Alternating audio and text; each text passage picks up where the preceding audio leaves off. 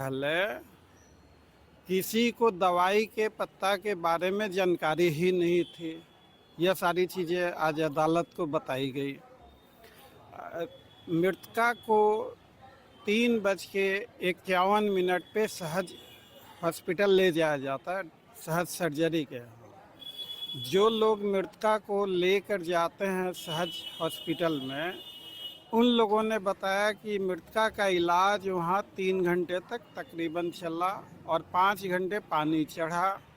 और वहाँ बताया गया कि मृतका शायद ठंड लगने से बेहोश हो गई है।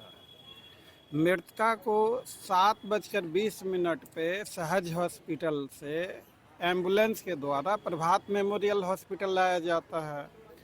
तो 7:20 तक कहानी थी कि मृतका ठंड लगने से बेहोश है।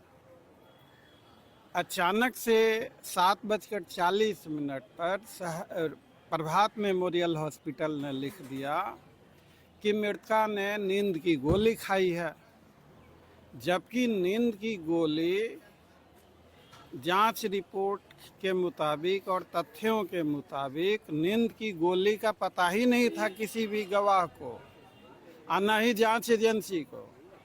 नींद की गोली मृतका के कमरे से बिछावन के नीचे 7 जनवरी को मिला है। तो सवाल यह पैदा होता है कि प्रभात हॉस्पिटल को एक दिन पहले ही नींद की गोली का पता कैसे चल गया। अदालत ने काफ़ी गंभीरता से इन चीज़ों को लिया।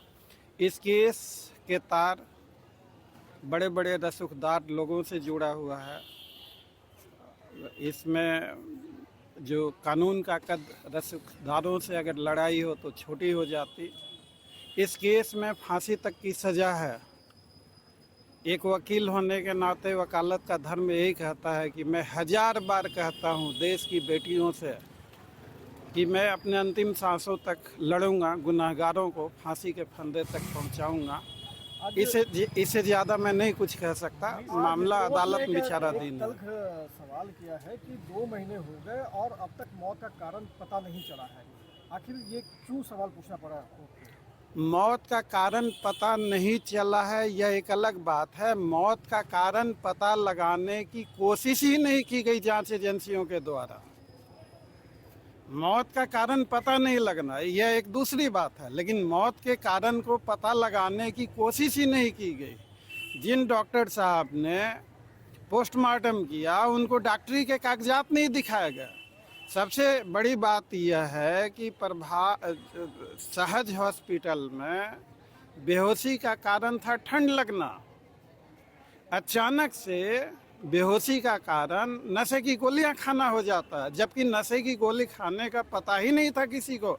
नशे की गोली पहली बार मिली है 7 तारीख को। और यही नहीं, जब आप ये पूछ रहे हैं तो ये भी जान लीजिए, प्रभात हॉस्पिटल के डॉक्टर जया ने, जो गायनेकोलॉजिस्ट हैं, उन्होंने ये कहा कि बच्ची के साथ कोई भी सेक्सुअल असॉल्ट की घटना नहीं हुई है।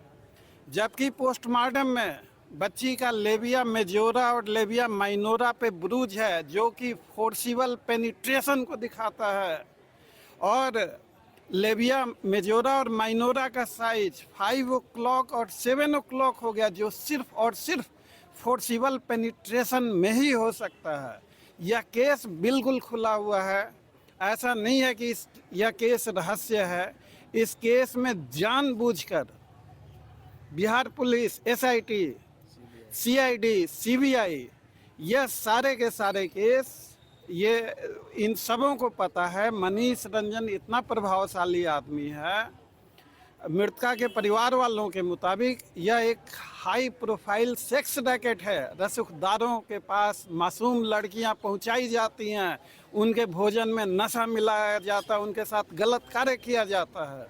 और यही नहीं, जांच एजेंसियां कहती हैं कि मृतका ने रात का भी खाना नहीं खाया, जबकि मृतका की बात होती है अपने घर वालों से, वो बताती है कि हमने खाना खाया है। और खाने में क्या खाया? रोटी खाया, बैगन की सब्जी थी।